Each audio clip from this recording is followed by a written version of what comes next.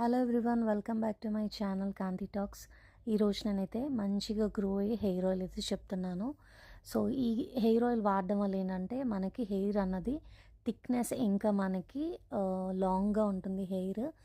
So hair issues ఉన్న వాళ్ళు, dandruff కానీ అలాగే మన హెయిర్ స్ప్లిట్స్ కానీ ఇంకా మంచిగా హెయిర్ గ్రో అవ్వాలి అనుకునే వాళ్ళు, అలాగే హెయిర్ కొంచెం వైట్గా ఉండేవాళ్ళు, ఎలాంటి వాళ్ళైనా యూజ్ చేసేయచ్చు అనమాట. సో పిల్లలైనా పెద్దవాళ్ళైనా ఇది యూజ్ చేస్తే హెయిర్ అన్నది చాలా బాగా ఉంటుందండి. సో ప్రాసెస్ ఏంటంటే 2 కప్స్ ఆఫ్ హెయిర్ ఆయిల్లో రోజ్మెరీ, కలాంజీ సీడ్స్ ఇంకా మెంతులు వేసుకోవాలన్నమాట. ఈక్వల్ క్వాంటిటీలో వేసుకోండి.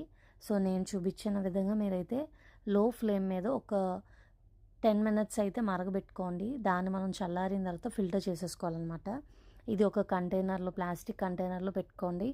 సో దీన్ని మనం ఎప్పుడైనా కావాలంటే ఆయిల్ని కొంచెం లైట్గా వామ్ అంటారు చూసారు, అలా కొంచెం లైట్గా వేడి చేసుకొని కొంచెం ఫోర్హెడ్కి అప్లై చేసుకుంటూ రాసుకోవాలండి. సో హెయిర్ అయితే ఇంకా చాలా చాలా మంచిగా గ్రో అవుతుంది.